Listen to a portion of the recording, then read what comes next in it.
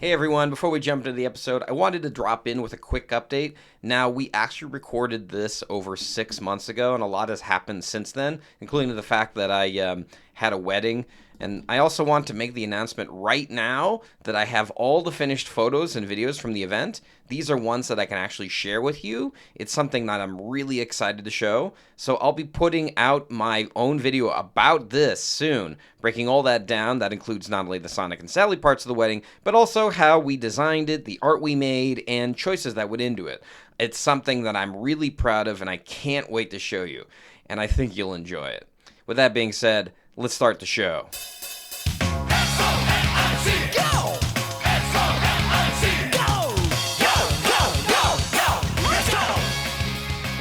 Greetings and salutation, folks. We're back. It's another episode of the Sonic Host Coast to Coast, starring Malzilla, aka me, myself, and Malzilla. And always is my co-Sonic host, Radri.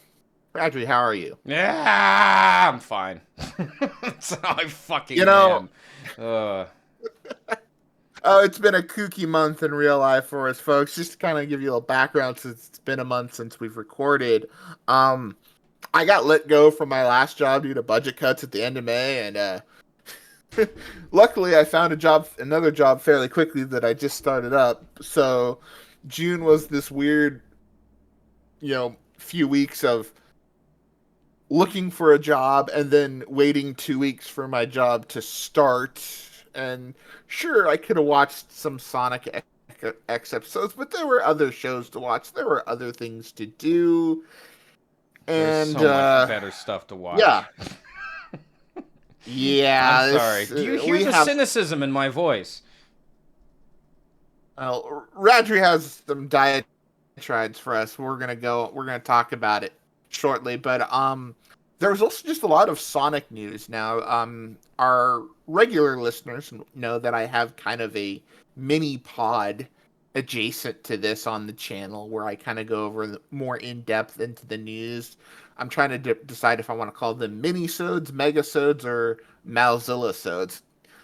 Put in the comments what name you like the most. I will be recording a special little thoughts and musings regarding the most recent IDW issue 79, because I feel like there's some really interesting philosophical talking points about what happened in going forward and the nature of comics. So it's a little tidbit for you. Most recent mini mega Malisode. I went over all the Sonic game news that we got from Crossworlds, Sonic Blitz, and we're keeping an eye on that one. As well as a bunch of other random Sonic shit that's just popped up. I mean, we're recording this, it's still the 27th of June where I am, and we just got this announcement of a Sonic Magic the Gathering collab. So, the IP is hot and Sega wants to print some money, so it's saying, hey, you want to use Sonic? Pay us money and do the work. Or are they just trying to make you seem like it's really hot right now? They're like doing Jedi mind tricks with our brain. It's really hot right now.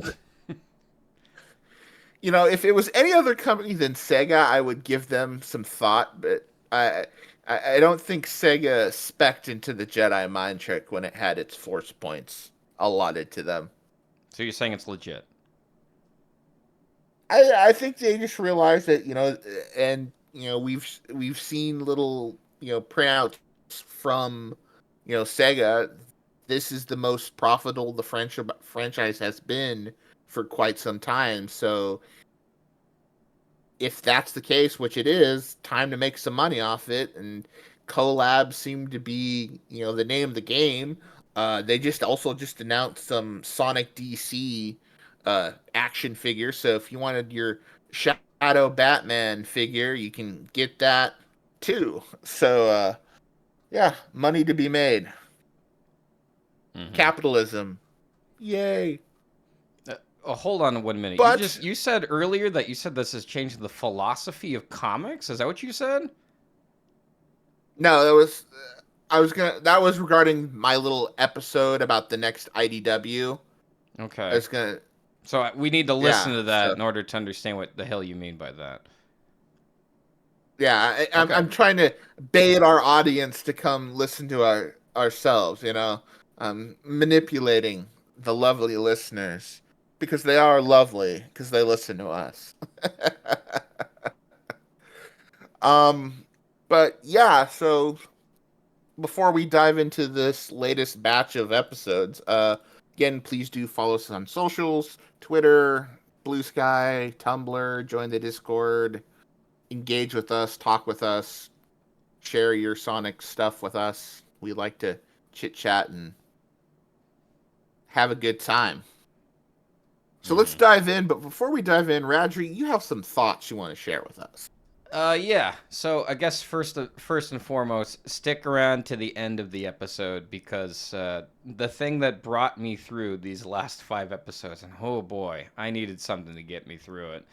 I will say this much: you should stick around to the end because it dawned on me how much this show really registered with the internet personality Chris Chan. So let's stay to the end, everyone. I know, I'm going there. I'm going into full degen mode. I get it. I mean, probably we lost, like, everyone turned off the video at this point. Like, nope, not listening to audience, this. But, oh, yeah. Well. So for okay. the 5 of you who still stayed, we thank you. I do have a point. I do have something to say. I will say it with grace. I'm not going to be derogatory. I'm not going to be mean. I do have something that really helped me get through these episodes because, hoo boy, did I need it. I'll say this much. This is my diatribe with these episodes. There are some things in life that, I realize that they get better with age, right? Like, what is, like, drinking beer? Like, when you drink beer Wine. for the first time? Yeah, wine. Beer tastes like something that you use to clean the floor with, right? Or I feel wine is a very apt metaphor to use here because we will be discussing wine later on in this episode. So, you age wine and it gets better in theory, certain varietals. Sonic X is not one of those varietals. Okay. Would you agree? Does not get better with age? I don't know. I mean, we'll get to that. I'm not sure which episode you're talking about that's regarded with wine, but no, but pretty much is that, yeah, there's a lot, like with beer, right? Sometimes beer tastes better after you've tried it enough times. Or even the Japanese food that I actually quite enjoy, natto, right? A lot of people don't like natto. They don't like fermented beans, right? They just don't like it. And it's grown on me. I mean, I understand why people don't like natto. It stinks. It's sticky. It's kept in the refrigerator. It's cold, right? There's a lot of things about it that just aren't appealing, probably to a Western audience, right? But I actually enjoy it. And then there are foods like durians, where, have you ever had a durian before, Malzilla? I have. I Thoughts? did not enjoy it. Okay, what didn't you enjoy about it? Oh God, when was the last time I had one? You gotta think about it. Okay. It was probably when I was 15 or 16. Okay. Like when I was traveling in Southeast Asia, because again, it's kind of, it's got it's well known for its smell, and it's oh yeah, it's not pleasant. Do you remember anything else about it? Really don't. I don't. Again, this was probably 15, 20 years ago now. Yeah. Okay. Yeah, I've had durians before in Thailand and Cambodia when I visited there. And I'll tell you something. It's like durian stinks so bad. And you're like, well, no, I mean, it's one of those acquired tastes, right? You have to get used to it, right? And so I don't know if you've ever had something that tasted really good, like a good burger or a good, I don't know, anything that you've eaten that you thought was just excellent, right? And then you put it in your mouth and you're like, wow, I just want the savor this flavor, right? I want it all over my mouth, right? I want it in there, like have a nonstop party with this food, right? But with a durian, it's like, imagine you have that smell, and it goes inside your mouth, And sure, it's sweet. It's very, very sweet. It tastes great. But that smell, you can't stop smelling it. And then when you swallow the durian, yet that smell is still in your mouth. That's what Sonic X is for me. It's sweet. I like Sonic. I like this character. But, like, there's just so much about this show that's so dull. And it's just, oh, goodness gracious. It's like, I don't know. I can't put my finger on it, but a durian is the best simile I can, draw from this. This is my conclusion. Oh, boy. And I don't know, maybe I suck and I just need to get like durians and, I just need to get used to the taste or something. I'll tell you one thing. I've had durian candy and it tastes exactly the same as a durian, right? And it's like, it has the stink and it stays in your mouth. But, dude, I don't know. I have other questions I have for you, Mazil, about the show, but maybe we should just dive into the episode proper. And I know probably people out there are like, why are you torturing yourself, Radley? Like, why are you doing this? It's for journalism. And, if you want to understand what Sonic the Hedgehog is, and this is why I'm doing this, you kind of need to know who the fandom is or what they are, to fully appreciate it. And it's like, I don't want to, like, talk down. What the fandom was at a certain time in the franchise. You're talking about you want to understand the fandom, but you also want to understand the history of the fandom. What was the franchise like in the early 2000s? Because it's very different than from what it is now. And we could do a whole episode on how different this current era of Sonic is to the eras that we got into in the early 90s, to the early 2000s, to the late 2000s, to the 2010s, and so on. We're in a really interesting, good or bad, I'll let you decide, era of Sonic. Okay. Shall I move into episode 12? Absolutely. All right, episode. You like Pat Benatar and hit me with your best shot. Okay, I don't know who that is, but all right. All right, let's do it to it. I know what that is. So episode 12, Beating the Egg, Part 1, or in Japanese, Eッグマン基地 so cool. Zenpen? Zenpen means like the previous, and then there's like the after. It's like a two-parter. It's a Japanese thing. I forgot what episode it exactly 12 means. And 13 are a two-parter. Yes. I made notes for both of them. They both have different titles, which is interesting to me. I don't know. This is one reason I guess I still watch Sonic X. It's an education for me. I'm like, oh, so that's what that means. Okay. So this episode is directed by Kazuya Naoki. Or, excuse me, Naoyuki, not Naoki. You have to get these names right. I'll tell you one thing. A little sidetrack here. With Japanese names, these names get so confusing because there's so many syllables and so many, like, what do you call them? Portmanteaus? Anyway, this guy's best known for directing 2001's Rune Soldier, 2014's Parasite the Maxim, and also known for his work in the art department of 2015's Bikini Warriors and 1998's Initial D.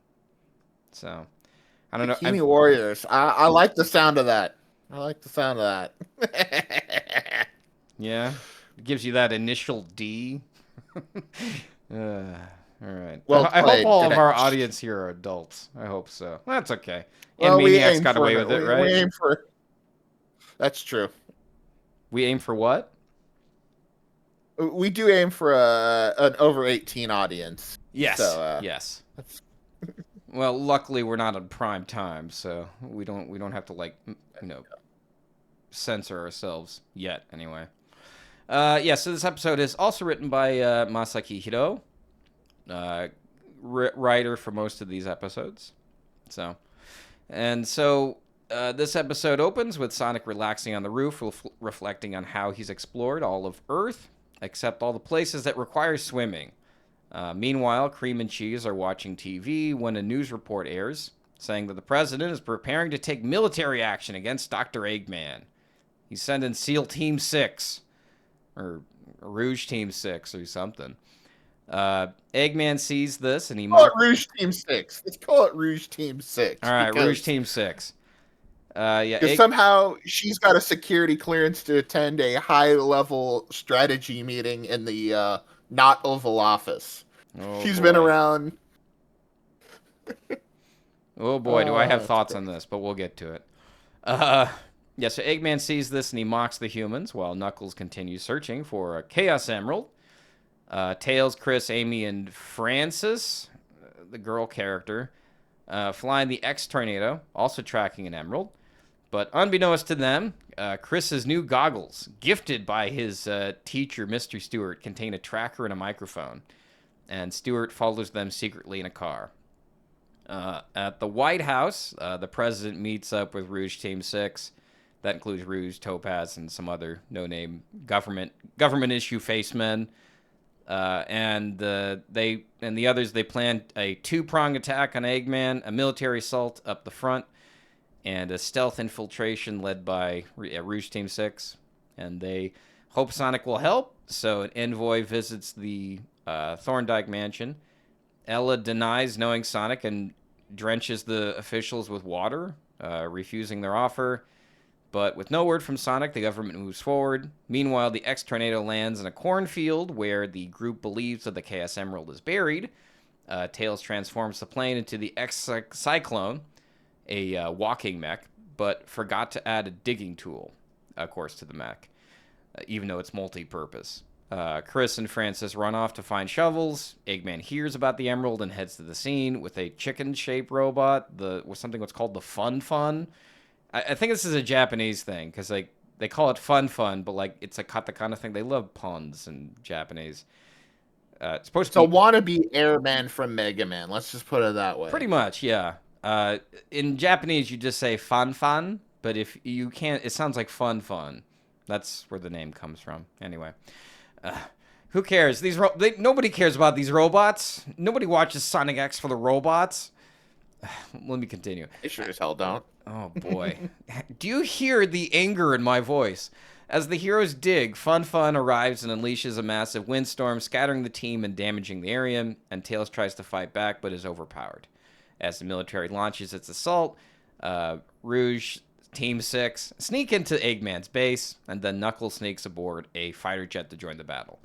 Back in the cornfield, the gang is still struggling against Fun Fun's winds, and Chris loses his goggles, cutting off Mr. Stewart's feed. Mr. Stewart alerts Chuck, who tells Sonic, and then realizing his friends are in danger, Sonic takes off to help. So, end of part 1. So, Malzilla, thoughts? It's fine. I mean, it suffers part one-itis. You steal from my playbook, man. It's fine. Well, I mean, again, there's not a whole like the two things that like jumped out at me was that like obviously you have this airman wannabe robot, so again, Sonic Mega Man connection. Again, it's just I find it absurd because again, I majored in politics and global security. So to see just Rouge, who they literally just hired the previous episode, is now sitting on like a top level, military strategy meeting. It's just it's hilarious. It's absurd. I find it funny as hell. Also, Knuckles sneaks onto a military base and like jumps on into like the bomb bay doors of a jet, which is just kind of, oh, Knuckles, you silly little goose, or echidna.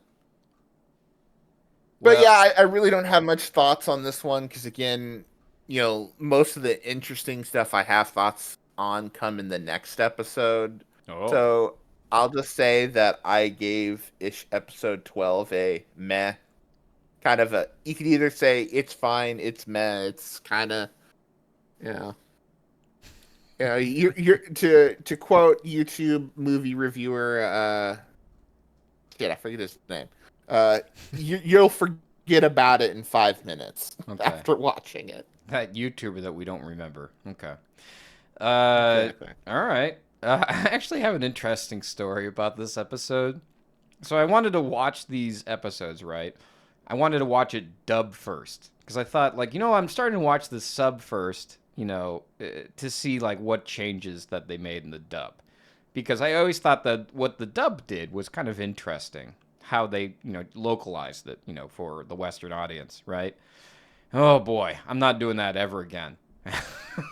Because it's like, this is what makes me really hate the show. It's the dub. And I understand why people are like, no, Mel, you should watch the sub. It's a lot better. And I'm like, it is. It is. They're not wrong.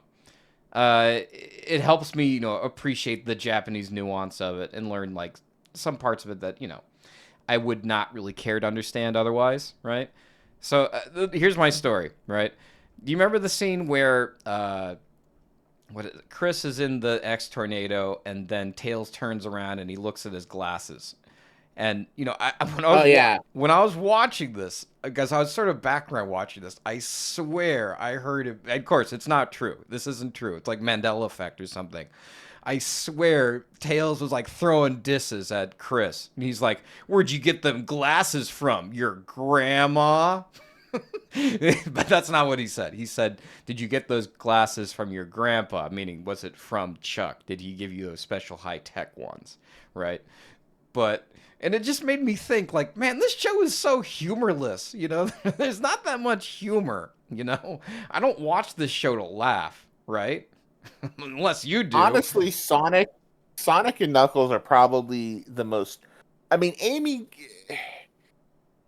I would say the humor of this is more situational. Like, they're not dropping zingers, but they do have some fun slapstick.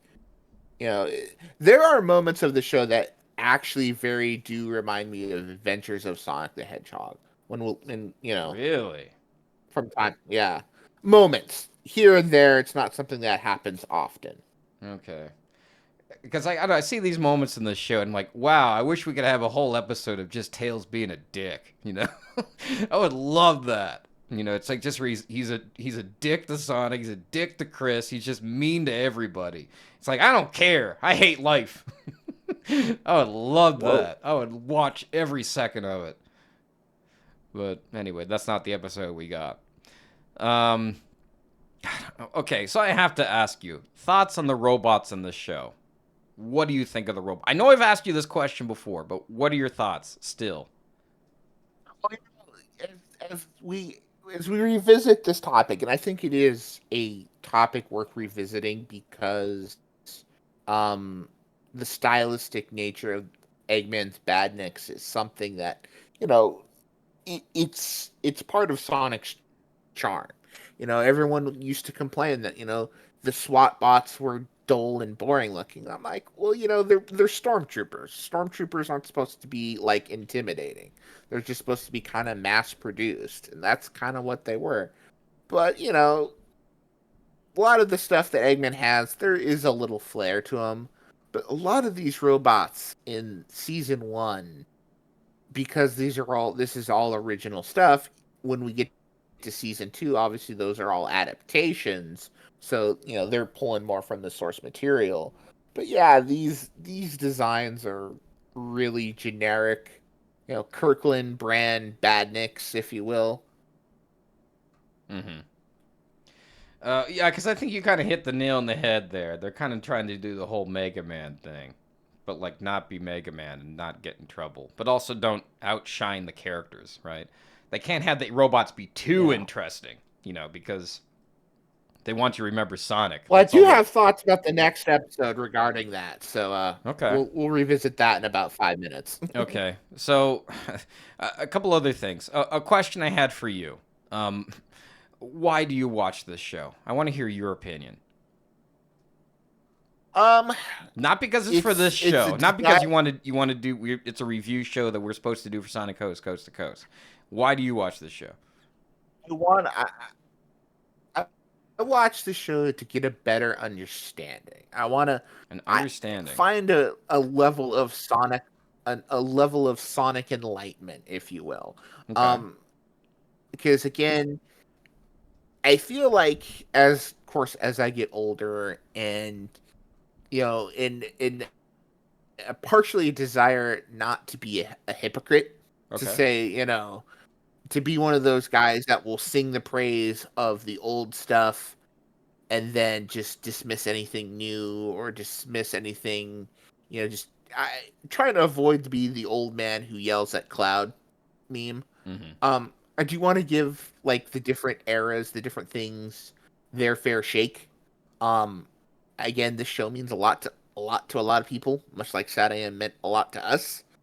And I kind of want to give it its due diligence, its fair shot, and to say, hey, because again, and with the Sonic fans, you see a lot of this if you're online, which is probably a problem for me, is you see so many people try to take shots and make insults at various aspects of the Sonic franchise when they've never really, they didn't read it. Like, you see people make fun of Sad AM and Archie, right? But you ask them, well, have you ever read, issue of Sad AM or watched episode of Sad AM? Yes. Did you ever read any Archie? And they're like, no. And it's like, and it's just, they're just perpetuating the stuff, the out of context panels and scenes and clips that they've seen on the internet because they just, they're perpetuating the groupthink. And yeah. I mean, I do that too. Watch that AM and don't like it. Yeah. I mean, we all are guilty of it, but it's something I'm trying to be better at. I don't want to, like if I want to give my opinion on something, I want to say, you know what, hey, I've watched Sonic X. It's not for me. And, I can say, well, did you watch it? Yeah, I watched all of it. There was a couple good ones here and there, and the rest drove me crazy.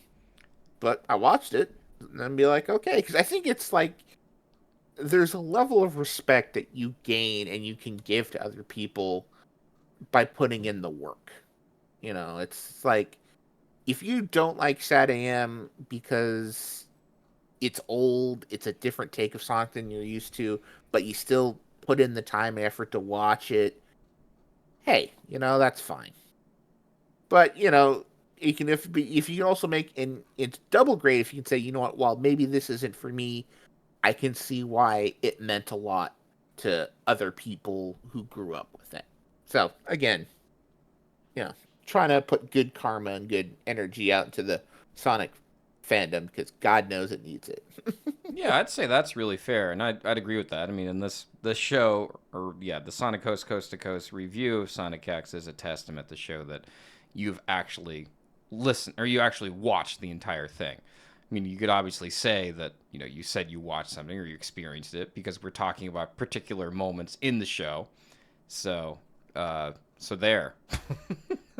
I'm okay. I will gonna say one thing here is that there were times like when I didn't really want to watch Sad Am.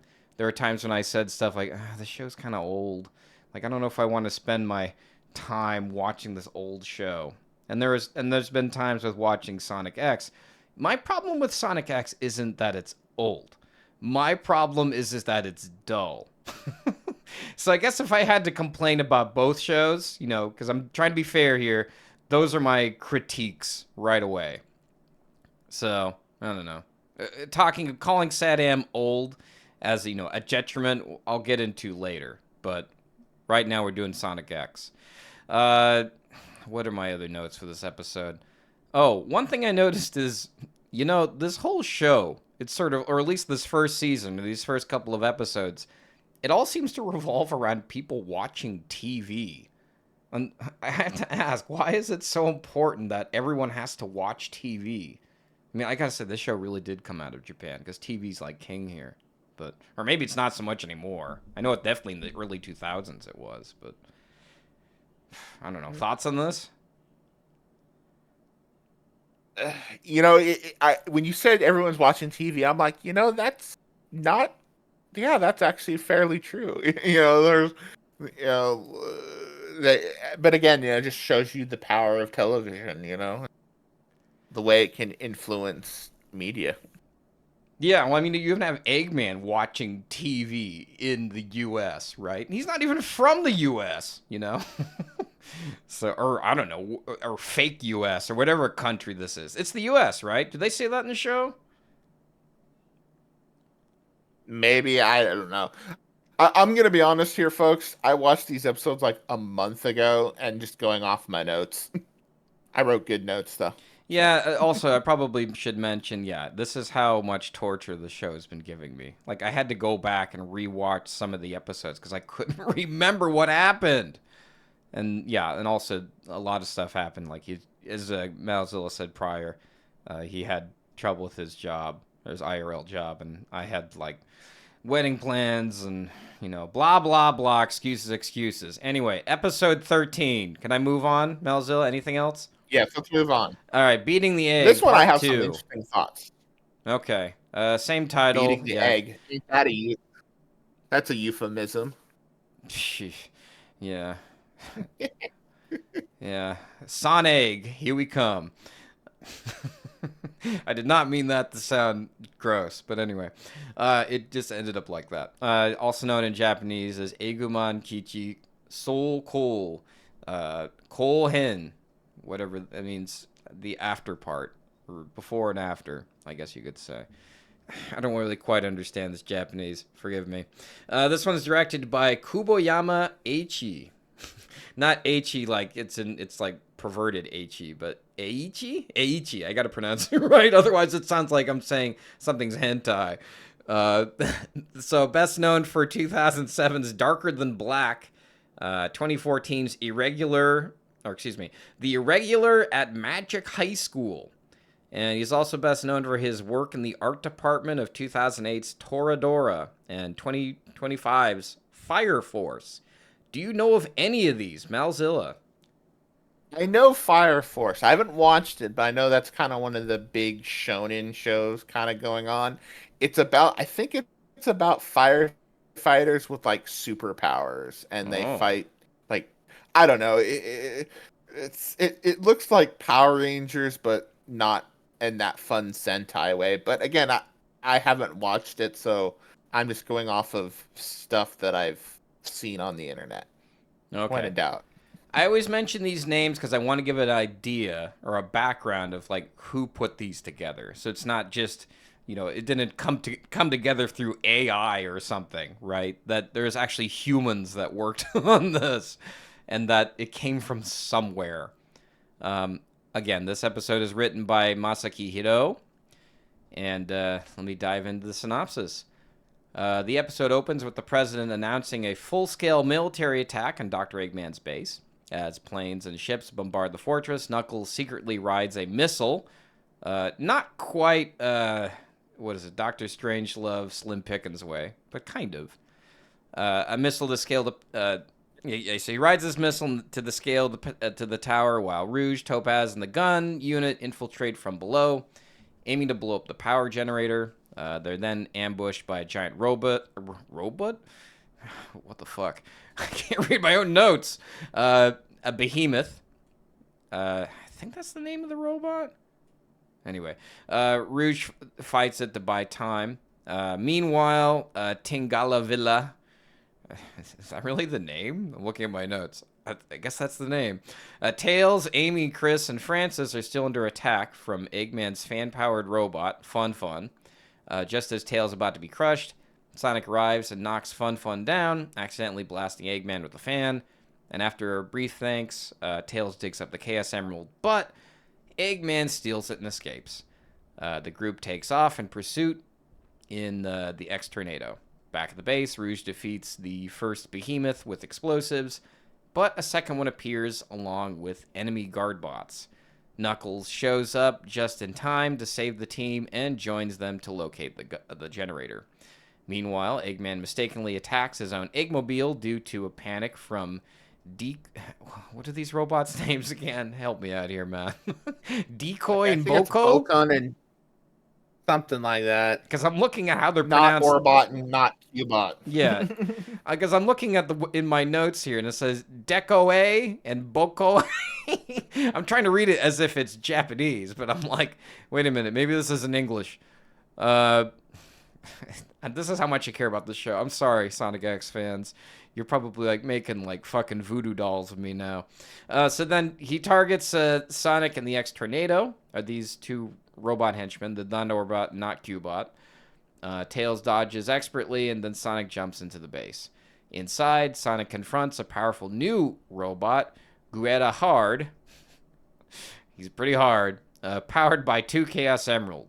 Excuse me. He's nearly defeated, but with a small burst of strength, Sonic grabs the emeralds, using their power to destroy the robot, and escapes the exploding base, rescuing Knuckles and the others in the process. The episode ends with Station Square cheering Sonic, finally recognizing him as a hero. End of episode. So I think I interrupted you maybe once or twice, Malzilla. Thoughts on this episode?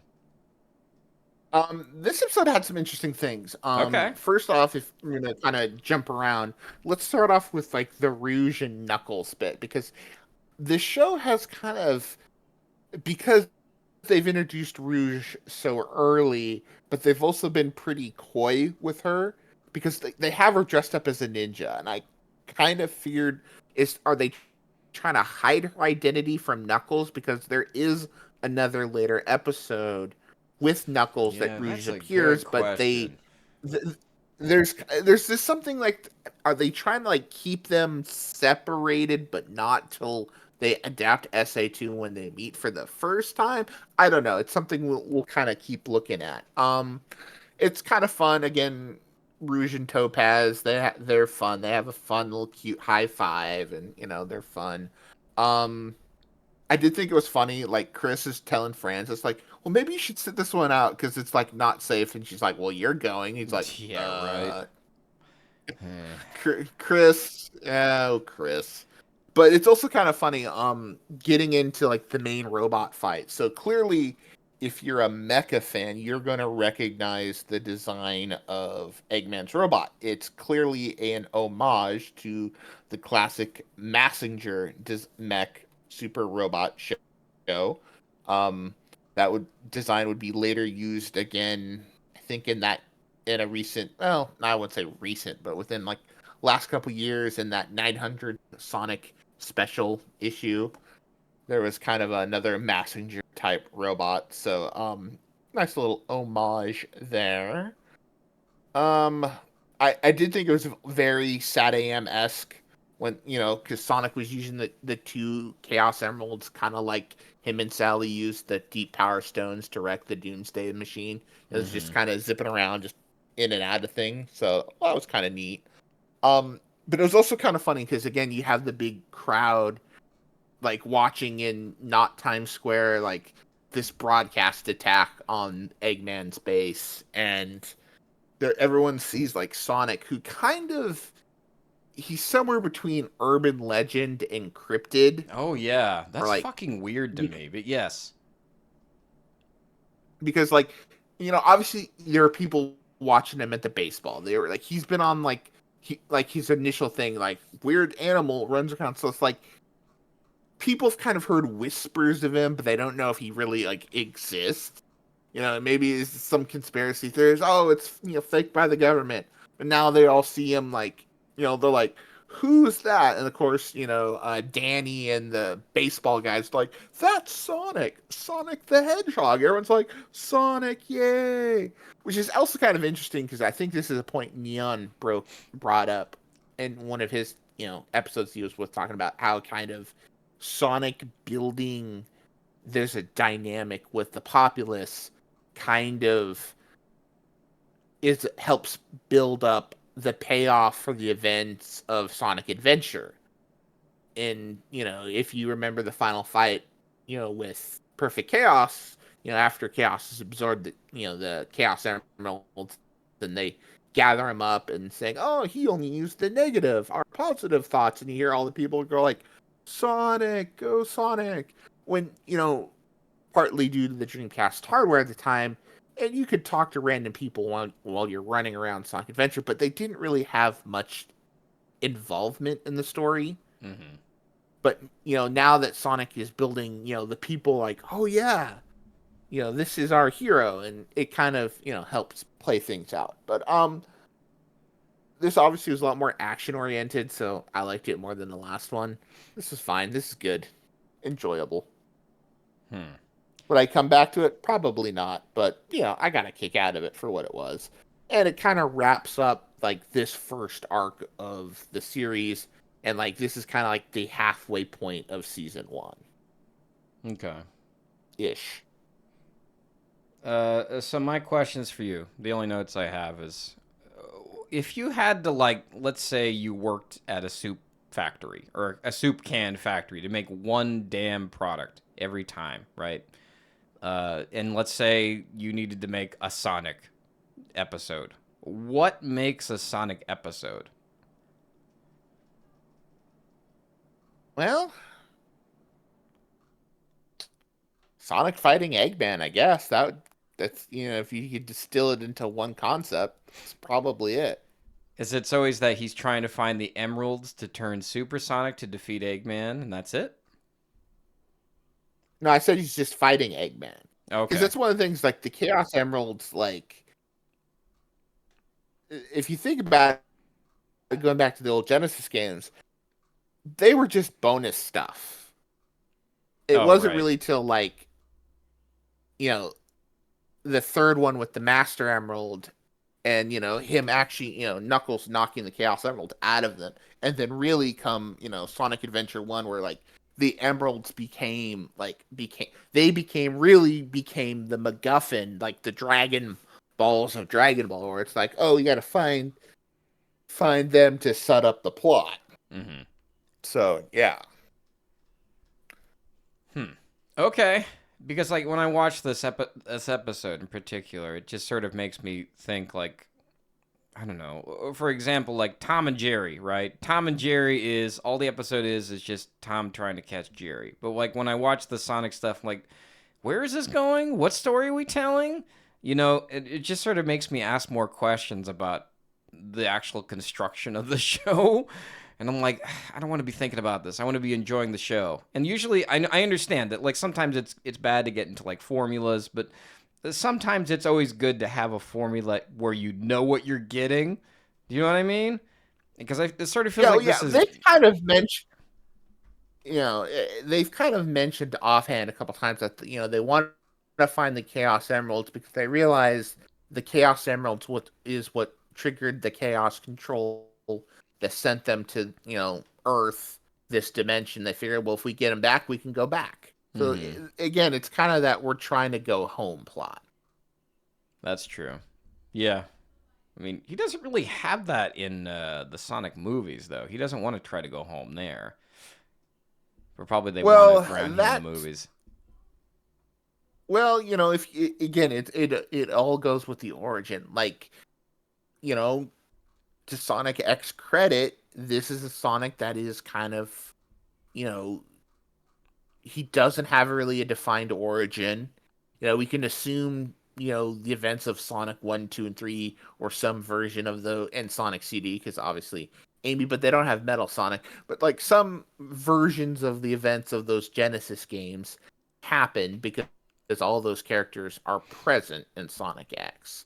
So, whereas like Sonic the movies, you know, they get, Sonic having an origin either makes things more interesting or it pisses people off. Some people, and again, it kind of comes down to the philosophy of Sonic of, do you like Sonic as this kind of spiritual, monoke, force kami, whatever you want to, call it, this kind of borderline divine presence figure that just kind of pops up Oh, yeah. to, not so much saves the day, but kind of like inspire people. Like they have a new Sonic, Korokoro's doing a new Sonic manga that feels very much Sonic X. And it Oh, feels boy. like, I got thoughts about that at the end. Chris, Stick around to the end for more. yeah, Continue, sorry. put that on the end. So, but yeah, but again, if you like that version, you're probably gonna enjoy Sonic X more. But like for those who kind of like more, and again, maybe this is just the Western viewpoint, kind of the more, hey, I want to know what makes this character think, why are they the way they are, what's their backstory, and how does that backstory affect why they do what they do. Now, some people like explaining that, some people don't. I'm sure there's a happy middle ground between them that, Sega has been trying to, do trying to find recently, but yeah. But it does change things, and again, there are people in Sonic fandoms that don't like change. They don't like any time to adapt things. Right. I mean, there are ways I think they could make it better, but I understand they got what they have to work with, and well, actually, do I understand? I don't know. Let's move on. What do I know? I mean, I know things. There are things I know. There's things I definitely know, but anyway, any other notes on this? I have some other notes, but like, I don't know. It's just me bitching. So I just want to move on. You got anything? Let's move on to the next episode. All right, okay. Because this next episode is, I think, one of the episodes that everyone seems to glaze. Like, this is like really an episode that they, okay. Yeah, like this is the episode like everyone's like I hear talks about like, oh yeah, like this is like one of the great Sonic, like had to choose what was like the best Sonic X episode. This would be like the one. Okay. So actually, before we dive into this one, I guess I fucked up my notes here again, as I do. Few things. I guess this is I could put this anywhere, but one thing is, who is this president based on? Is this supposed to be a mix of like Bush and Clinton meets Taft or something?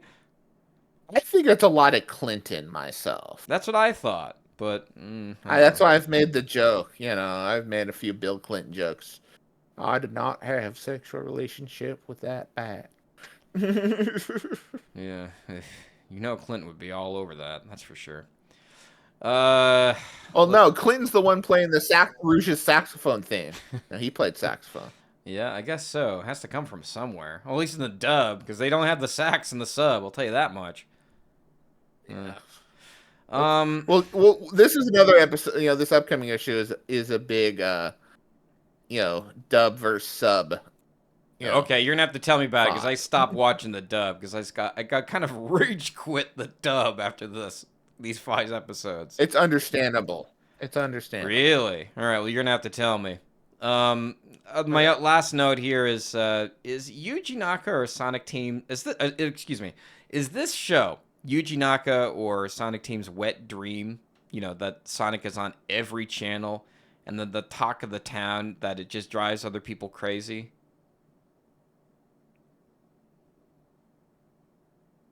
Maybe. Okay. All right, moving on. So yeah, episode 14. That's what friends are for. In Japanese, it is Eiyu Sonic. Well, oh no, I read that wrong. Sorry, it's Eiyu Sonicを追え. Means like the chase after Hero Sonic, or chase after Hero Sonic. English, or what is it? Japanese to English, or English to Japanese is always very hard. So please forgive me. You're gonna have to. So this episode is directed again by Oyamada Keiko, also best known for directing Missile Wrist Rampage, Fly Spy, and Party Hardly. The really interesting painting episode. And then this one is written by our favorite episode so far. I'm being sarcastic. And the Intellihentai episode, written by Urasawa Yoshio. So, the synopsis for this one: after Eggman's defeat, the president hopes to ride the wave of public goodwill into re-election, and his aide, my notes say his name here is Jerome Wise. Correct me if I'm wrong on this. It points out that all the praise is going to Sonic, and in panic, Wise plans a White House celebration to make it seem like the president and Sonic are close friends, hoping to boost his approval ratings. But Sonic refuses to go because he's already promised to take Helen, a wheelchair-using classmate of Chris's, to a flower-covered island she's always dreamed of visiting, a promise her overworked father never fulfilled. Determined to make her dream come true, Sonic sets off with her, dodging helicopters, agents, and even a military task force is sent to drag him to the party. While Wise, the president's aide, scrambles to keep the guests entertained, Sonic and Helen brave a high-speed adventure through the wilderness, outrun soldiers, scale cliffs, and finally reach the legendary Field of Flowers, When the military corners them, Sonic pulls off a dramatic escape using tangled grappling lines and a stolen helicopter, retrieving Helen's wheelchair mid-air before flying them both to safety. Helen, grateful but considerate, asks Sonic to at least stop by the White House so that the president won't be disappointed. Sonic agrees, but when they arrive, all the press has passed out from the long wait due to drinking way too much wine. Everyone laughs except Wise, who snaps and goes crazy. Gets the big old bug eyes. The episode ends with Helen recounting the story to her parents, which finally moves her dad to plan a real family trip to the island. Outside, Sonic rests quietly in a tree, smiling. End of episode. Thoughts? Yep. So this is the episode, like, I always hear people saying, oh, we're like, people hate Chris. Helen should have been the main character. So, yeah. I mean, this episode's kind of absurd in the best kind of way for me. So it's kind of absurd. It's great because it's like, you have Sonic running along and then, he sees Helen in her little wheelchair and she's kind of stuck and he helps her out and, they talk and she kind of explains that, her parents mean well. They get her the best doctors. They spend all this money on this really like advanced wheelchair. Yeah, it's kind of motorized. It's neat. But they don't really have time because they're always working to pay for all this stuff. So she's kind of lamenting, but Sonic in that typical Sonic says, you know what, I'm going to take you there and we'll do it Thursday. And then you get the absurd plot with like this presidential advisor's like trying to, like wag the dogs like, oh, we'll set up this whole thing. We'll send invitations. And like, Chuck, Amy, Tails, and Chris are like, let's go. They get all dressed up like, we're here for the food. We don't give a shit, which is kind of funny. So they all do that and they're having a good time. Sonic's off gallivanting and, the aide scrambles the military, Rouge Team 6, the Rouge is in the episode, to like hunt him down. And the two of them are just looking at flowers while dodging the military. And then, they Grand Theft Auto the helicopter. And she's like, do you even know how to fly this thing? He's like, yeah, I'll usually let Tails do it, but I think I know what to do. Which is, Sonic is a pilot. The Tornado is his plane, so he should know how to fly. So it's just kind of funny to see Sonic flying an attack chopper. It's really just funny. It's just kind of absurd. But then again, it's nice. He shows up. They shake hands. The president, this wasn't his idea. He's just going along with it. So he's just like, hey, what's up? And Sonic's like, what's up? And then they shake hands. But it's also kind of funny because this is where I wanted to talk. This was the episode where I wanted to talk about wine because wine is a little interesting thing. Because in the one of the things that I've had difficulty, and we've talked about how the dub really does hurt this show. Okay. Obviously with the sub, this is very much aimed for a young audience at the time, especially in the sub. But the dub really, and again, I think, for kids, I don't know what, standards and practices they were having to adapt to play this, but dear God, the editing, some of the things. So you mentioned that the press was passed out because they got drunk. And like, so the press secretary, he first shows up and he's like, hey, I got some champagne. Everyone's like, yahoo, champagne. But in the dub, instead of a champagne bottle, they put in like a jug of orange juice. He's like, I got some freshly pressed juice. And they're like, yay. And then in the sub, he comes back with like a Magnum, which is, a double bottle of like a 1969 Bordeaux Cab Sauv, which would be like wow, really your fucking wine. All right. Hey, my first job out of college was in a winery, so I am a man of many talents. I'm a bit of a wine snob, so it's like he's got this fancy wine. He wants to share again. Good to have you. That's all I'm gonna say. Good to have you. But 4Kids, they turn this wine into salami. It's like, I got some salami. It's like, what the fuck? All that sodium, man, it goes to your head. I guess. So like, it's ridiculous. And then Helen's at her house. She's super excited. She just had this crazy adventure. She's telling her parents. Her parents are just so happy that it's like, I gotta go get some. And the son's like, I gotta go with some wine. So the dad goes to the wine cupboard, holds out 2 wine bottles. But again, they're orange juice bottles in the dub. And it's kind of a funny scene because it reminded me of the movie Saving Mr. Banks. Did you ever see that? I know the title. I don't There's think I saw it. So, TLDR. Oh, So, that's Saving the Mr. one. Banks, That's the Mary Poppins movie, yeah?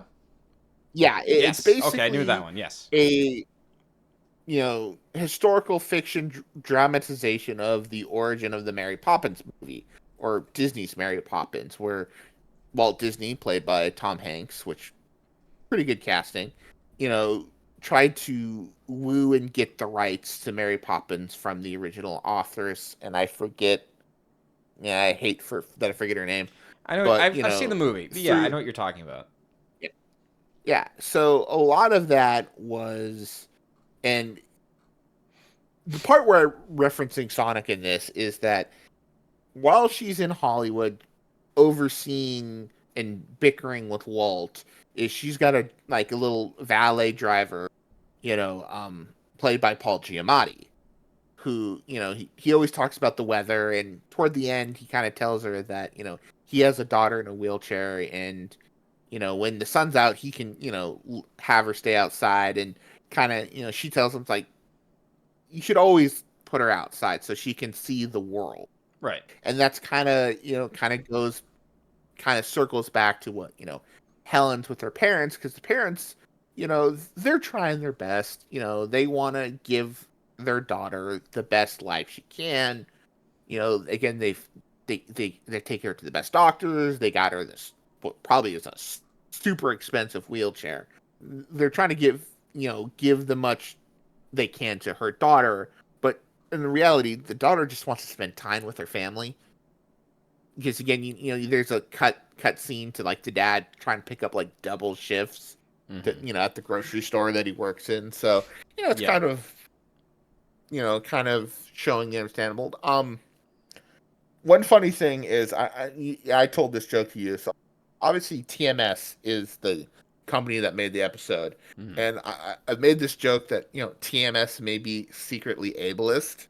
Obviously they're not. So if you watch the sub version, they have the eye catch, which is, anime does this all the time. About halfway through the episode, they do a little commercial break, and then they do a little eye catch image. Well, for most of the time, Sonic X, whenever they do that, they kind of give these little mini character bios or character profiles. So when they do it for Helen, she's standing up straight. She's standing, Oh, yeah, that's right. I forgot about that. She's not yes. handicapped. So, it's like, well, wait a minute, what?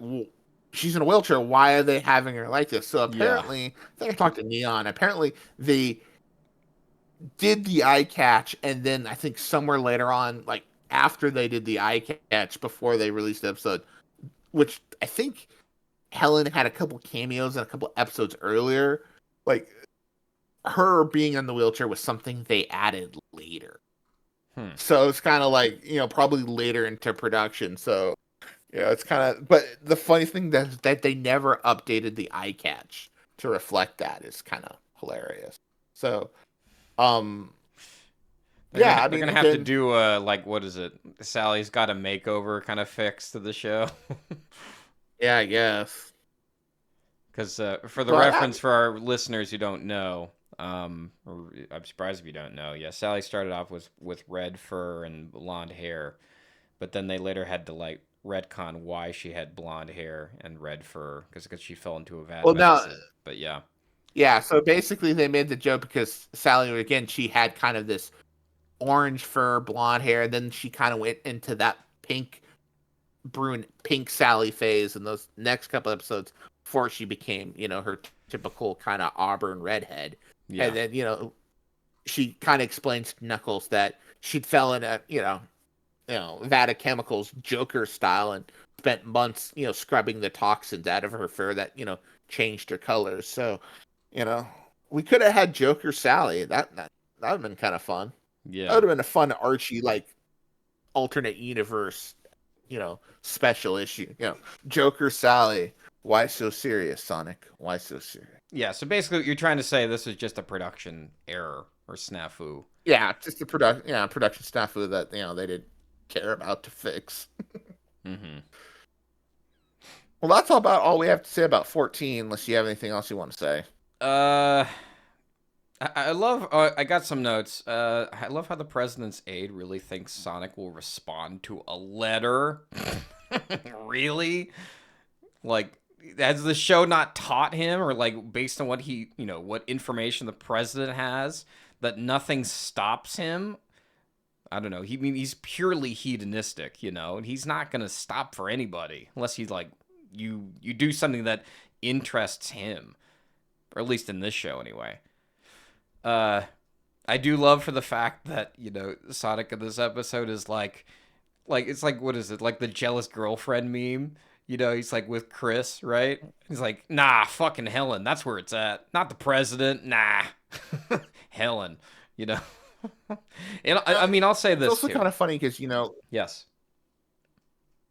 I was gonna say I was ragging on the idea of Sonic as this kind of spiritual force helping others, but this is kind of like, this is what like when they see like Sonic as this kind of almost divine entity, he kind of is for Helen. And in this setting, in kind of a standalone episodic episode, it works, but in serialized storytelling, like a weekly TV show or a monthly comic, it doesn't quite work. That you can do it every so often, but you got to have a little character development. You got a little progression.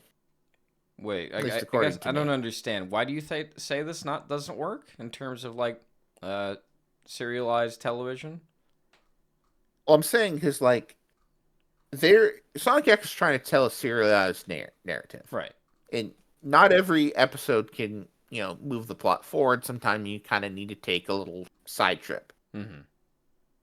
And so when you have, I know a lot of people love the idea of just Sonic randomly showing up, almost kind of like Western-esque.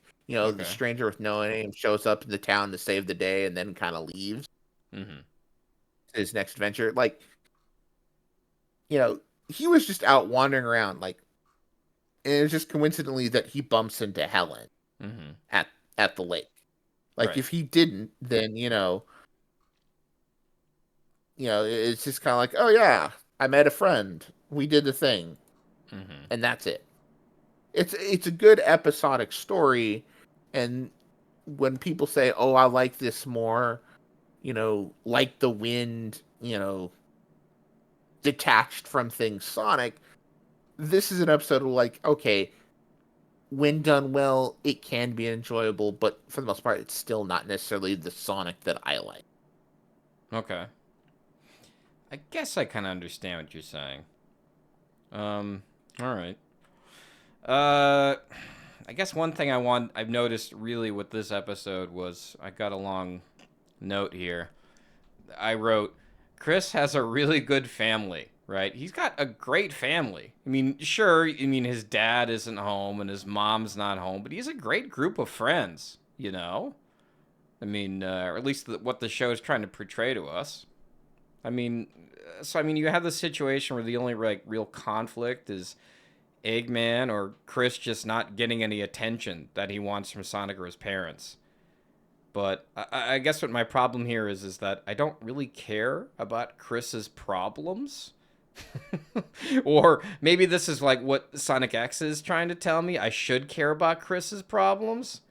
That the real friends are not the ones that, who are the most important to you. Stop being a clingy bitch. It's time to grow up and shave your balls, because it's a big man's game. You may have some great friends, but remember, you need to remember the small moments. That's Sonic X. I don't know. Because I don't... more on this later. I got a big theory towards the end. I want everybody to stick around to the end to listen. But Ooh, yeah. I mean, I'm fully on board. The show should be about Helen. She's she's a bit more tragic. I mean, she has I mean, I don't know. You feel sorry for her because it's very easy to relate to, or at least especially if you come from like a middle class background. Both your parents are working. Well, I guess I know Chris's parents are working, but Helen doesn't have a gigantic mansion with a fucking, you know, cool ass Her grandpa. dad's not a yeah. Her dad's not a CEO. Her mom's not a famous actress. She's not freaking loaded like those guys. Yeah, they come from very humble backgrounds. So I feel like this show, even though it's kind of a bit more sentimental, I feel like this is a bit easier to relate to. But I guess, I don't know, maybe Sega didn't said, well, we can't appeal too much to the female demographic, because our primary demographic, the young boys. So it's got to be Chris Thorndike. And who doesn't want Chris Thorndike as a rich kid, right? I guess that was their thinking. I don't know. I'm sure there is something. Um, I don't know. Do you think this was this episode was created for the female demographic of Sonic? No, No. I Okay. don't think so. All right. One other last note I have for this episode is we got our. I don't know if this is our first, maybe our second, a Star Wars reference. Do you know what I'm talking about? Don't remember it, but is this kind of like the speeder bike chase on Yes. Endor? Yeah. Okay. Yeah. It took me a while to. Did we mention Star Wars at all in Sonic X? Because I know we We mentioned a probably have. shit ton in Sad Am. I think we've talked about it at least one more time. Eh, oh well. All right, episode 15, Skirmish in the Sky. Um, in Japanese, it is Ido Yosei. Oh no, not say. Sai. Yeah, Ido Yosei. Eigu Photo. Shudai. I didn't put the translation. I don't know how to translate that. This episode is directed by Toshikyo Ishikawa. I couldn't find anything about this guy online. I looked everywhere. If you people at home know anything about this director, let me know, because I really could not find anything. This episode was written by Kyoko Yoshimura.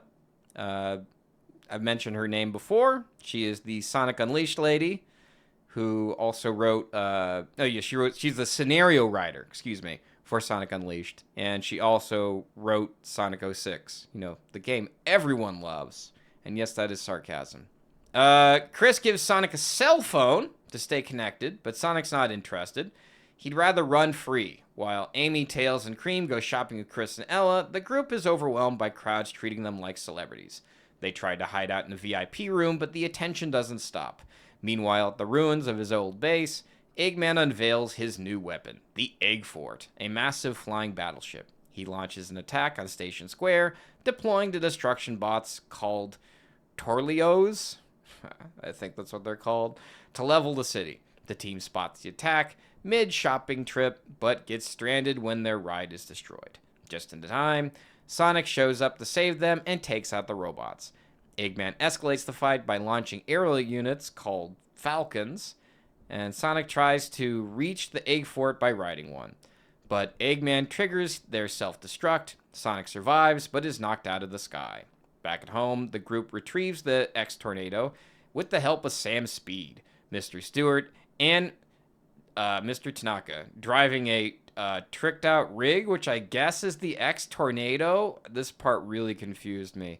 Tails, Chris, and Amy takes to the skies to face Eggman, and Sonic rejoins the fight.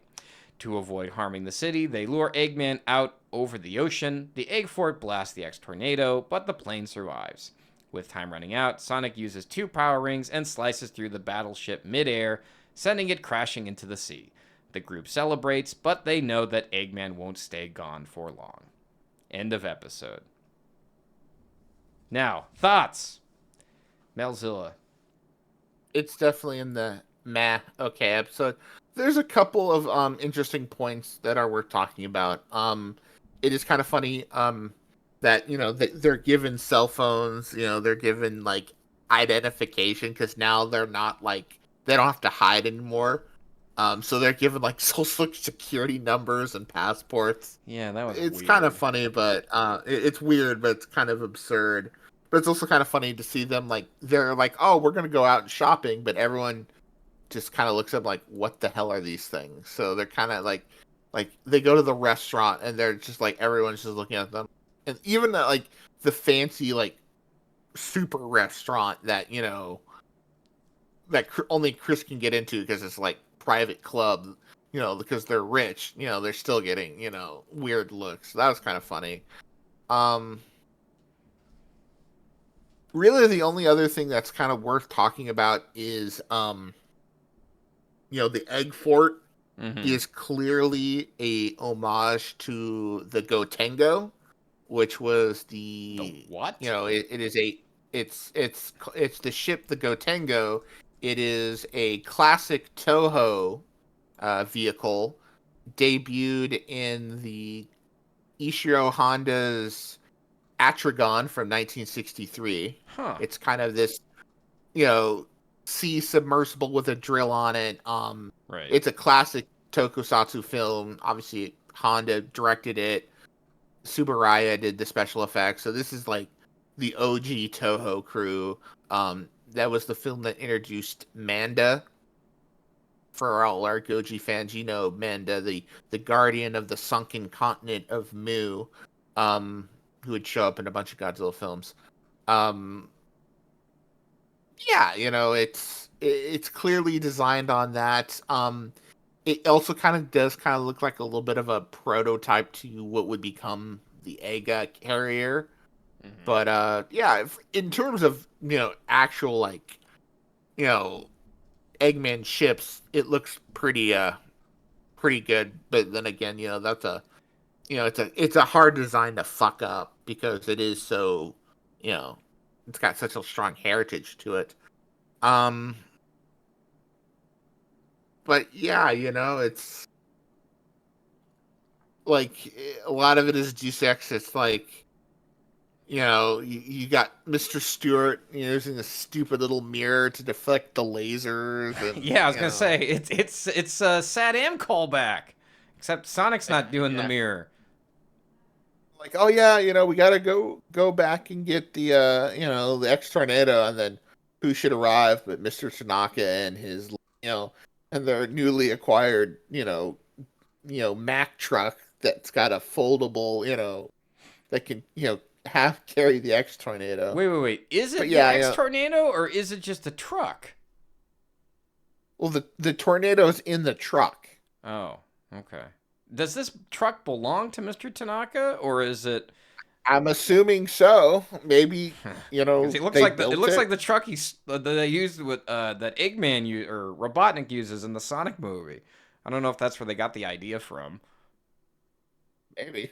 Hmm. That's the first thing I thought of when I saw that truck, but whatever. It does kind of have that, vibe to it. Uh, yeah, I don't have anything on this. I mean, I have something on it, but it's the thing I'm saving to the end. I don't have any notes. Okay. No notes. No notes. Boring. That's all I'm gonna say. I don't remember what happens. Stuff happens. It was an episode. Episode 16, Depths of Danger. Are you ready to move on, Malzilla? Ready to move on. All right. Let's Yeah. go to Hawaii. Or not Hawaii in Yeah, this not case. Hawaii. Just some. I don't know what this fucking place is. I don't care. There's some weird guy with blonde hair and a mustache that I don't know that glazes Sonic for some reason. Or no, he doesn't glaze. It's anyway, well, I'll get into it in a minute. Yes, this episode's called Depths of Danger. Meizase Nankai no Chinbotsetsu Sen. I don't know what that is, and I guess Southern Ocean. I can't read that kanji. Something. Sunken ship. Yeah, it sounds much better in English. Depths of Danger. Sounds cool. Anyway, directed by Masafumi Sato, KS Emerald Crisis, written by Chinatsu Hojo, the Party Hardly lady. Or the one who wrote Party Hardly. The one where Mr. Stewart looks at a painting for the whole episode. That one. This is a very interesting painting. Yes. All right, so the synopsis. The president orders a search for Dr. Eggman, who's hiding underwater inside his damaged egg fort. Eggman stays silent, warning Decoy, I'm going to call him Decoy, and Bocoy to not make a sound. After the coast is clear, he commands them to repair the fort. Meanwhile, back at the Thorndyke mansion, Chris and his friends enjoy a meal as Chuck distributes government IDs. Now, I was getting a little confused here, Malzil. I'm pretty sure it's this episode where he gets the IDs. You're right. It is this episode. I thought it was the last one. It's My okay. bad. No, it's not your bad, because these episodes are, like, interchangeable at times. I was like you. I had to rewatch some of it. I don't want to rewatch this. Anyway, I love the show, Sonic X listeners. If you're still here, give us a like. Yes, so they give them government IDs to Sonic and the gang. Much to their mixed reaction, equipped with new documents, Sonic and his friends head to the southern Sapphire Sea for a vacation. While en route on the X-Tornado, Tails detects a Chaos Emerald underwater nearby. Upon arriving, the group walks through town, but immediately attracts a crowd eager for Sonic's autograph. Tails and Amy grow tired of the constant attention, while Cream notices Sonic is missing. Sonic meets up with Chris, who suggests ways to dive underwater. Their initial attempts, breathing through the hose and using a diving bell, end in disaster. But thanks in part to a troublesome crab, I can't read my notes. So thanks. There was a troublesome crab who's not crab meat, by the way. What a missed opportunity. Well, I guess it doesn't make any sense if it was crab meat. Anyway, I digress. After regrouping on land, the gang visits a dive shop where the owner offers free equipment, thanks to government support, and shares a legend about a sunken ship full of treasure. Motivated, Sonic, Tails, Amy, Cream, and Chris dive in search of the treasure and the Chaos Emerald. Eggman finishes repairing the egg fort underwater, and irritated by seeing Sonic's vacation on TV, sends his robot Bokoon with a message for the heroes. However, only Cheese is on the boat, so Bokoon returns and plays the message for Eggman, only for it to explode in Eggman's face. Underwater, the group finds the treasure chest, and Tails notices the Chaos Emerald glowing brightly. The crab reappears, the one mentioned prior, holding the emerald and tosses it to Amy. Suddenly, Eggman arrives in the egg fort and unleashes the robot Clerken, I think that's how you say this, to battle Sonic. The underwater fight favors Clerken due to water drag, and Sonic is caught in its tentacles. Just as things look grim, Sam Speed arrives on a jet ski and tosses Sonic a handle. And with Tails giving Sonic a ring, Sonic destroys Clerken, the egg fort escapes, and Mr. Tanaka rescues the team by boat. Back at the dive shop, they recount their adventure and confirm the treasure legend is true. Chris reveals that the shop's owner's grandfather was the sunken ship's captain, and the episode closes as Sonic and friends enjoy the rest of their well-earned vacation. End of episode. So, you have the talking pillow now, Malzilla. Take it away. It's kind of funny. I mean, this is a nice little kind of, it's interesting because, now they got all the IDs and licenses and passports, so now they can go out and go to not Hawaii. I made a joke in my notes that this reminded me of the Bond movie Thunderball a little bit because they're doing all the stuff underwater. It's also kind of funny to see like Sonic have beef with the crab, and them just kind of like poking, annoying each other, and then it comes like the crab comes back with a vengeance as they get underwater and everyone's swimming, but Sonic's just walking on the bottom of the ocean.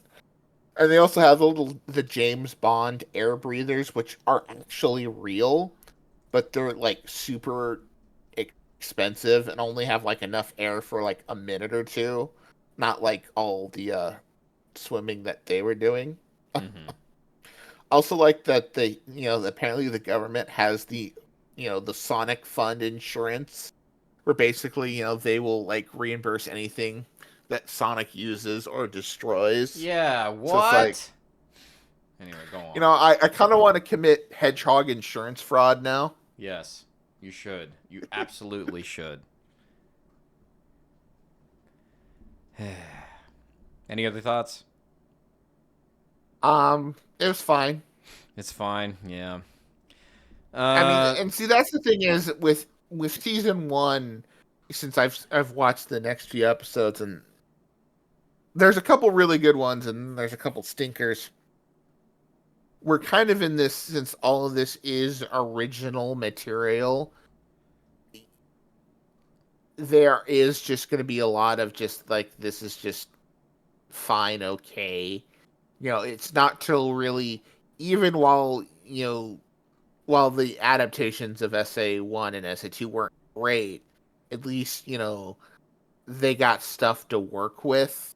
Because sometimes, adaptations you can cover, you can maybe hit a different angle or go a little deeper into certain things that the original, source material or medium couldn't. okay. Like, I have some really interesting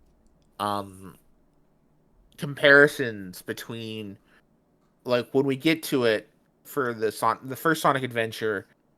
I found it really interesting how Yeah. Sonic X handled it, not just in comparison to the actual game, but in comparison to how Archie Comics handled its Sonic Adventure adaptation. Because, surprise, surprise, Sonic X and Sonic Adventure are kind of in a similar. Oh, not Sonic X and the Archie Sonic are in similar boats, because there's a lot more characters involved in the story than there were in the game, and how they managed to juggle all of that. Mm-hmm. Because again, if you think about it, Sonic Adventure was literally just Sonic, Knuckles, Tails, Eggman, Amy's reintroduction, Gamma, Big, and Tikal. And, well, obviously Chaos, Eggman, and all that. But, it was just those characters. And then obviously you had the SatAM Archie characters and Archie Sonic. And then obviously you have the Sonic X characters in Sonic X, and how you take a story that was really just about 3 or 4 certain characters, and now you have to give all these other characters things like to do. Mm-hmm. Especially in Archie, because there's a boatload of characters that were involved. Okay. I started laughing because I like how we're ready to want to start talking about the other episodes and not this episode. Do you have any notes for Yeah. this episode in particular? I found the beef between the crab meat and Sonic to be humorous. It was fine. I wish it was actually Crab Meat, the robot. I like Crab Meat. Not It's bad. one of my favorite badniks.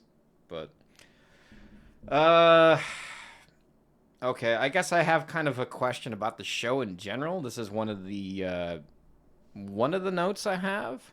I mean, I was going to Okay. point out the little thing about how Congress signed a special Sonic budget so that the country will pay for everything.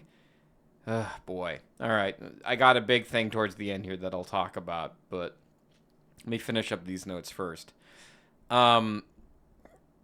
I gotta say, like, whatever tech Robotnik is using for Bokun, it's a lot better than, like, what the U.S. has for finding Sonic or capturing Sonic. Because it seems like it could find him a lot easier than they can. Am I wrong? You're not wrong.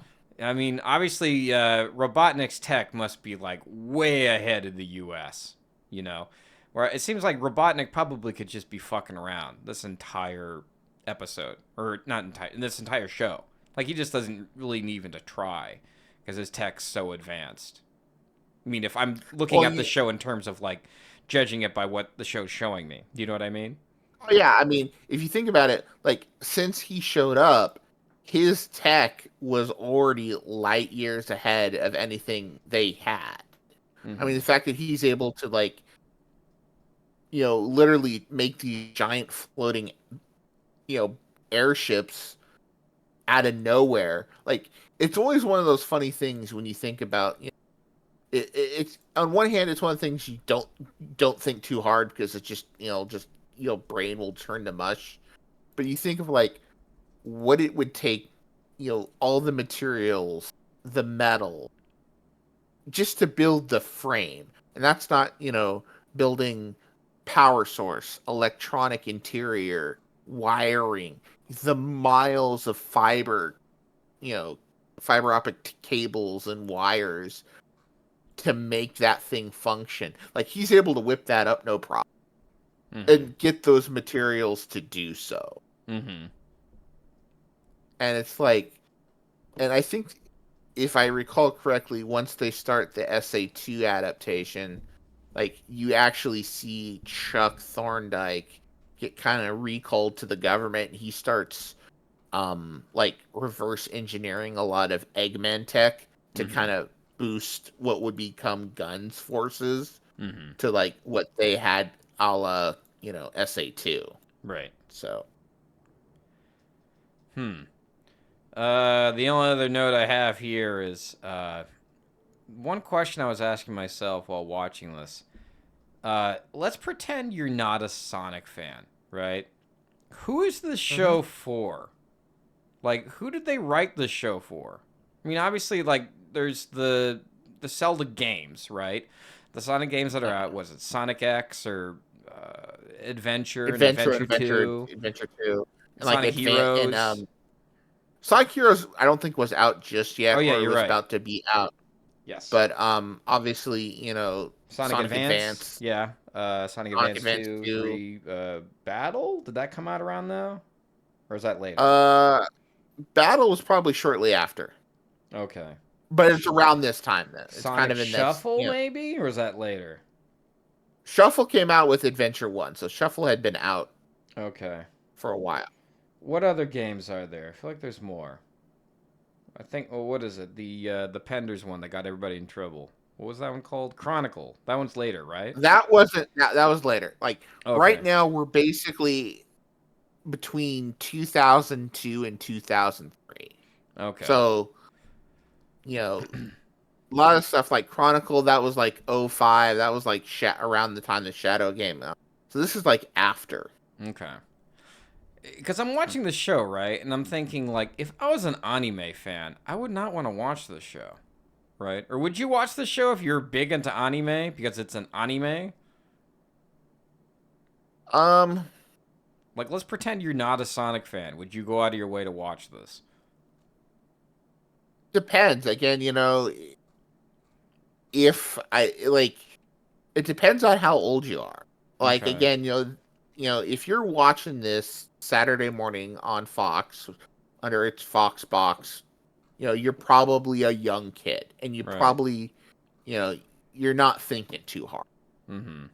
Like, when I was about 12, 13, I was kind of late preteens, early teens when this came out, and I was watching, other stuff. I was at that point I was really getting into Gundam and other, more serious, mature, anime cartoons. But yes. Yeah, I mean, again,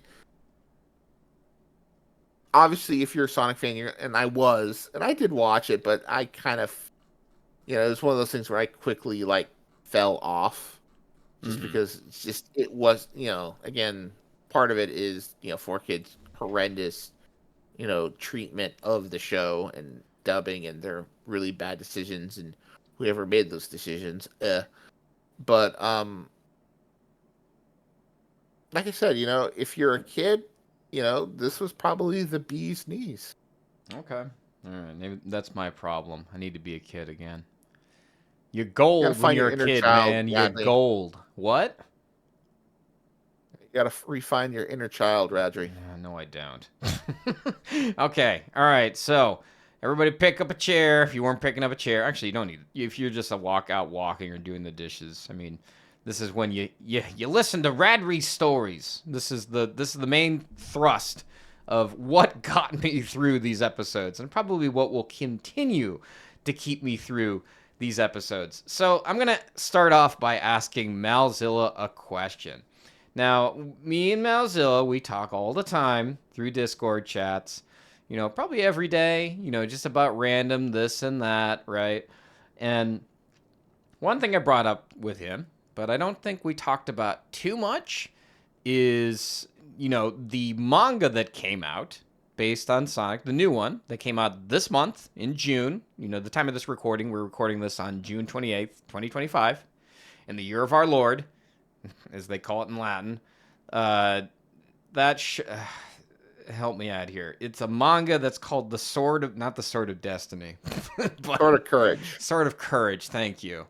Or I don't know what the Japanese is. The sword. Actually, no, it's about the same in Japanese. Yuki or confidence, but that sounds weird. So you can't call it the Sword of Confidence. That sounds strange. I think it was Yuki. Anyway, doesn't matter. What does matter is this manga. I was reading a bunch of like fan reactions, and there's one reaction that really caught my attention and really kind of changed my whole opinion on what Sonic X is and what this new Sonic manga is. So, Malzilla, do you remember what that critique is?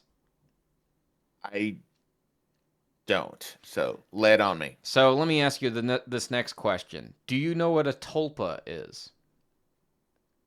Okay, we did talk about it, but the exact definition escapes me.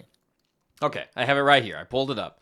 So, a tulpa is a concept that originates from Tibetan Buddhism, where it refers to a being or an object created through deep meditation and spiritual practice. In modern Western contexts, especially in online communities, it's taken on more of a psychological or metaphysical meaning. So, in simpler terms, a tulpa is like a conscious, created imaginary friend or an autonomous thought form, that sort of exists in your mind, only in the mind of the creator, the tulpamancer, if you will.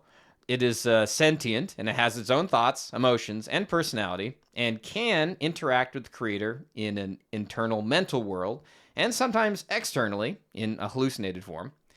So you could also describe this as having sort of a second consciousness in your mind that can talk back to you. And this is created either through visualization, narration, and belief over time. And this is not considered a delusion or disorder if the creator is aware if it's a tulpa. So, I think this was popularized later, like in the internet, like Reddit, 4chan, all this sort of stuff, right? You're probably wondering why am I bringing this up? And the reason is, I really think that some people have pointed out that this is all in Chris's head. That the Chris Thorndike is the dreamer, and he's dreaming up Sonic as sort of this sort of wish fulfillment, which would explain all these sort of weird inaccuracies based on the show. Like, why is Sonic able to, fly a plane? Why is Sonic able to have, unlimited currency to, like, do whatever the hell he wants, in these odd situations? And sort of similar to the manga, which is also kind of based on, basically it's Yuta, this main character, who sort of like puts out there that he wishes somebody would help him in this sort of dire situation. Do you see where I'm going with this? Yes. Okay. That Sonic is a psychic manifestation of our need for a friend.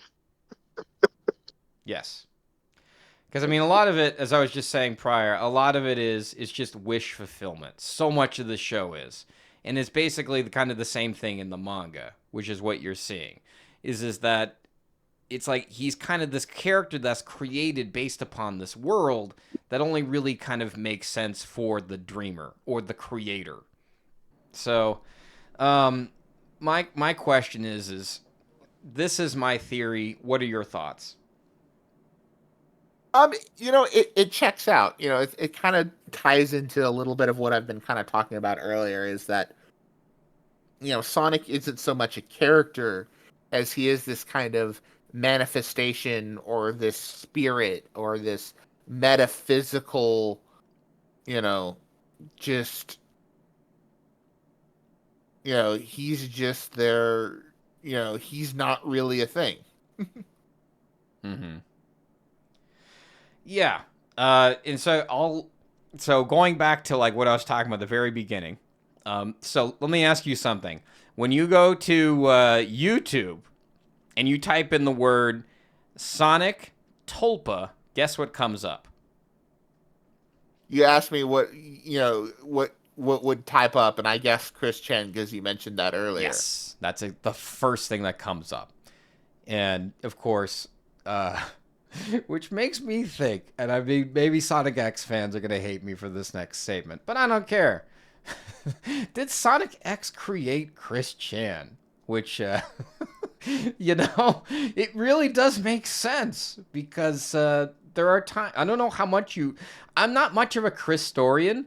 On my other show, Sonic Historian, my friend Mark, he is way into that, like on unhealthy levels. Like, I don't understand why he likes this internet personality, but I mean, it makes a lot of sense. You think about it, right?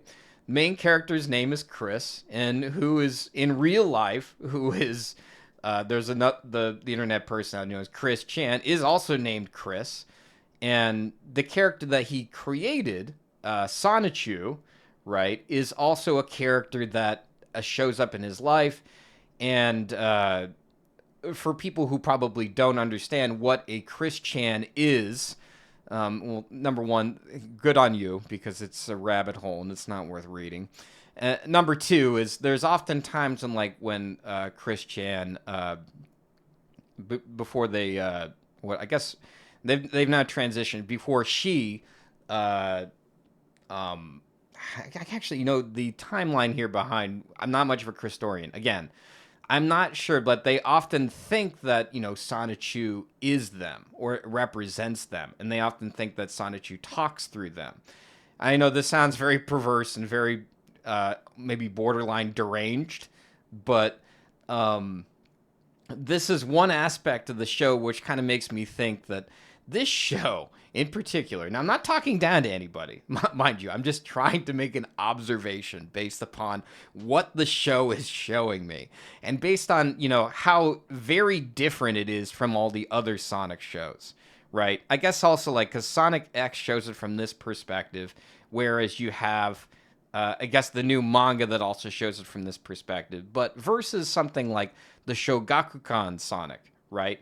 This kind of represents that Sonic's a real person and that he has a reality, right? Like Sadam shows you that it's real, that he has a reality. Yeah, so it just sort of feels like I have to watch it from this perspective. I don't know, because here's the thing, is I've often talked to Sonic fan groups about Sonic X, and some people seem to claim that, or I think it was Yuji Naka who said on Twitter is that the vision for Sonic is Sonic X.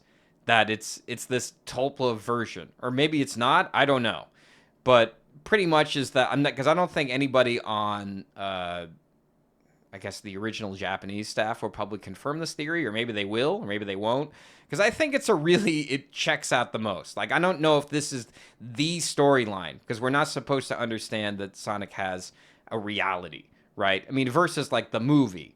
Right, the movie kind of shows you that he is a real person and that he has like feelings and desires, and he's not a quote unquote tulpa, right? Mm-hmm. am I losing you here? You seem like you're not so into this theory. Well, no, I'm just kind of, I'm waiting for more information. I'm listening, but so this is kind of, at the end of the day, this is kind of how you're recontextualizing Sonic X. Pretty much, because I'm having trouble getting through it, because it's just sort of like, that's how I feel what Sonic X is. So you think Sonic X is Chris Thorndyke's Tulpa? Pretty much, because I can't think of anything else. Because that's the only, I mean, this is the theory that is making me enjoy the show.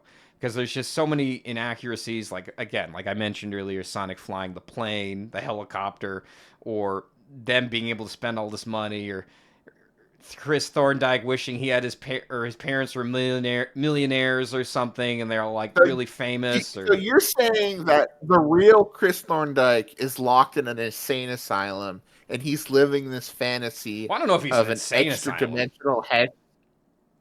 But I think maybe he's he has a boring life and he wishes his life was more interesting. Or maybe he's a rich kid. He really is a rich kid, and his mom The really is a lonely famous rich kid. actor.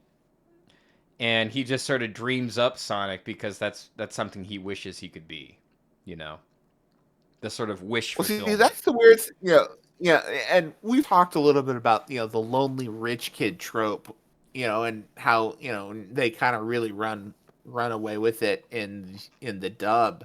But it's one of those things. Is usually like the lonely rich kid is, you know, he may get along with the servants or servants or the staff, Yes. but those are usually adults. He doesn't. They usually don't. The lonely rich kid doesn't even really have friends his or hers or theirs. Yes. Their age. Yes. But Chris clearly does, and that's what's kind of interesting. Like, he's got Danny, he's got Francis, he's got Helen, and he stays pretty close with them, even when they show up. Like, because spoilers. There's a time skip in Chris's world for season 3. Like he goes from like 10 years old to like 17. Mm-hmm. He's basically an adult in season 3, and you see, he and the others get together, and like Helen is like, both Helen and Chris work for Chris, Uncle Grandpa Chuck. So like they're like junior scientists, and Francis and Danny are doing other things, but they all meet up together. So he has like this group of friends that he just kind of leaves hangs to dry, and it's like like what what is it they see in him to be their friend other than he's rich? Mm-hmm. I don't know. I feel like I've cracked the code. I feel like Sonic is a tulpa, and I don't know if this is what Sega wants us to think that what Japanese Sonic is or isn't. And I'd be interested to know more. Because Well, this. I would say this Okay, let's hear it. is that maybe because again, as I kind of mentioned earlier, the Sonic franchise is forever changing, and like the way Sega views Sonic as a franchise, as a character right now is very different than when they when they made this show. Like, Mm-hmm. again, this is just coming off the tales of SA1 and SA2. Sega had just gotten out of making you know game station, consoles. They just got out of the console. They're now officially a third party developer. They had just kind of re-wrangled the various divisions of Sonic, because I think we don't talk about Fleetway Sonic, but I think Fleetway Sonic officially ended shortly after it did a very loose adaptation of SA1. I do know they had Chaos in it, but obviously, Archie was, still going on at the time in the preboot. So, Sega had kind of, you know, took the three, fibers of the Sonic, we're starting to refocus the franchise into a singular direction instead of like three separate canons. But at the same time, obviously they weren't fully thinking things out. And to be honest, it feels like they're now finally actually getting their ducks together, and they're dotting their I's and they're crossing their T's. Only took them 30 years to do it. But Okay. yeah, so again, it's kind of like this is kind of what they vision. If we were to go to Yuji Naka's prison cell and interview him, it's like, I you know, think he's under house arrest, but yes. he's probably under house. If we were to sneak in, past the guards, hide ourselves from the security cameras, and corner Yuji in his living room and say, "Hey, Yuji, what are your do you consider still Sonic X like the ideal Sonic, or is that just the Sonic of that time?" And he's obviously if he's That's a changed. And good I think if you question. ask, Yeah. and I think if you took that same question to Ivo in California, or Kishimoto or Izuka, And they say, yeah, I would fancy guess that, at the time, Sonic X was kind of what we were going for. We are now obviously going in a very different direction because, again, the direction Sega of Japan and Sonic Team were taking Sonic ultimately would climax or anti-climax into the ground with Sonic 06, with how bad that game was, that, we are still just, I mean, it took them over a decade, from that, Sonic 06 to really kind of even start touching things from that game. Like, obviously we had Sonic's 34th birthday earlier this week and, into last week. And, they're doing celebrations for it. But, for the, Sonic channel, for its official art for Sonic's birthday, they made official art for Mephiles. Mephiles showed up in a game last year. Like, even like in a couple of years ago, they made official art of Elise figure skating with Silver.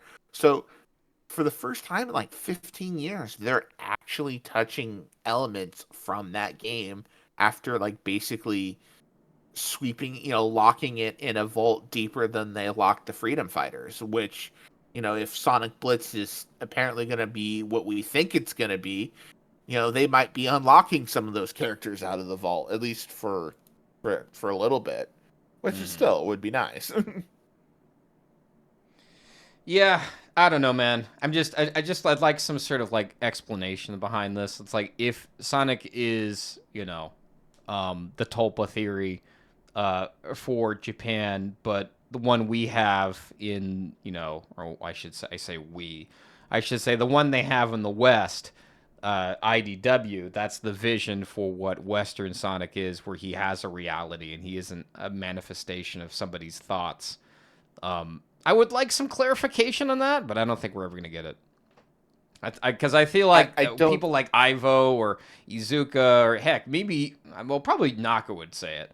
But I feel like a lot of them would be like, I don't know, it's just Sonic. I don't know. Like, they can't even answer a simple question sometimes. So, I don't know. I Well, interrupted you. What were you going to say?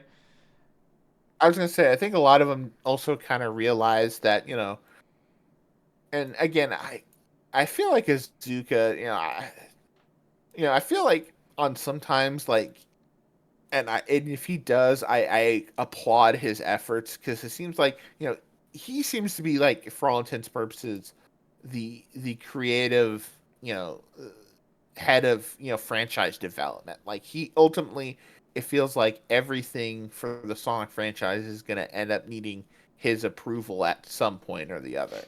But it also feels like, and this Ian, like, we know that Ian has his thumb on the pulse of the Sonic fandom. He's had it for years. He's had to deal with the Sonic fandom. Like, and the fact that he kept him, was made himself available to the Sonic fandom for so long, is it's borderline saintdom, to be honest. But, but we know he knows what fans talk about. He knows what they think. He's observing now, and he engaged a lot with it until they had to change the Bumblecast. With Izuka, I've watched enough videos with him now that I feel like I have an idea of what he thinks, but I also don't really like. It almost, I don't know. And again, it's because, to be honest, it's probably best that he doesn't have that much. Like, he doesn't, it almost feels like he doesn't have his finger on the pulse. Or maybe he does, but, he's got so many things he has to juggle that it's like, I got,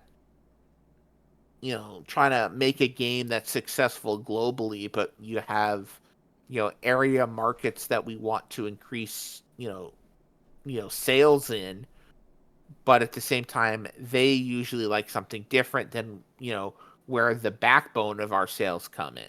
So it's kind of interesting, and as I started my new job, and with I won't say who, but a very large global company, it's you start thinking, globally. It's kind of, you're a lot of times you start getting pulled in multiple directions when trying to either sell a service or make a product, and you have to decide, okay, well, ultimately we can't make something for everyone. Someone's going to get the shaft.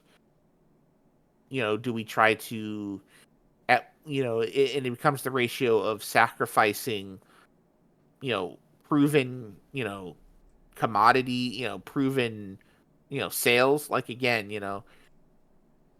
the US, the Western audience, has been the backbone of the Sonic franchise in terms of popularity. Obviously, it's always going to do well, but if we at the same time we want to expand into the Eastern market to make Sonic more appealable to, say, like a Japanese or Chinese, a Korean, Eastern Asian audience. At what point does one appealing to one start alienating the other, and at what point does that start affecting sales? Yeah, it's a good So question. again, and Azuka may be more worried about that than some of the stuff that's going on in the IDW of, like, oh yeah, well, we're gonna introduce a new villain. It's like, oh cool, a new character. Sure, cool, whatever. I gotta report to the board directors on the current update of you know all the data that we're getting from Sonic Dash from the Philippine and the Brazil launch. Yeah. Well, I don't know, man. All I can say is that uh I'm left feeling unfulfilled, unsatisfied. That's all I feel. Like, I feel like I just ate a Yeah. big meal and it's like I'm still fucking hungry, man. That's how All I that feel. MSG, it's all just, sodium and nothing, it's not good solid protein, or, it's just fluff. And it's Yeah, like, I'd like some we sort need of more thing that fiber in tells our me diet. that the tulpa theory it checks out, or that it's interesting, or somebody likes it, or whatever. But if That's you why you like, should join our Discord. You should join our Discord and talk to us. I know I'm usually around. Radri kind of chimes in when he'd like, but if you bring up Tulpa theory, Radri will come and he'll talk to you about it. He will brainstorm with you. Hashtag Tulpa theory. so I take it you're not so big on this tulpa theory. Uh, I don't say that I am, but it's interesting. It's Okay. interesting. Like, it does make sense to me. Like, especially in the wake of, like, the Sword of Courage, where, like, I've I haven't really fully sat down to read it, so I shouldn't badmouth it too much I because it read makes it. me It's look like fine. a hypocrite. It's fine, but the parts I've seen, it's like, Sonic's got some witty one-liners. He kind of acts like a little bit of an adrenaline junkie. That's all good, but it's like, random kid, like, he's pushing a train back. It's like, what did the Yamanote line ever do to Sonic? It's not like it, I guess, to me, one of those things where, and I like Sonic's world. I think there's a lot of fun to be had. So Oh seeing yeah. him in kind of, and it's not so much seeing him in, like, a city, because Sonic's world has cities. We've seen them. It's fun. It's fun seeing him interact with Sonic Worldians, whether they be humans or animal people, Mobians, or so on. It's just when he's like, "Oh, I'm suddenly, like, in Tokyo pushing back the Yamanote line," and I know it's not necessarily the Yamanote line. It's just the train looks like it, so that's why I'm calling it that. Oh yeah. It's just That's like, definitely Yamanote line. Yeah. yeah, it's just like, I don't.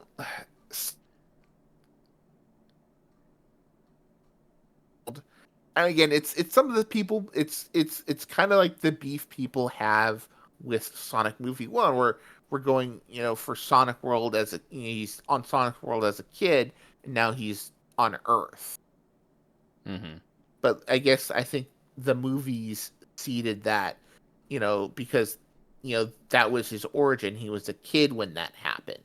Right. So, he grew up on Earth. He didn't really necessarily grow up on, Mobius or whatever they call Sonic's world in the movies. Though I think they did actually call it Mobius in one of the novelizations. They did. But yes. Yeah, they did.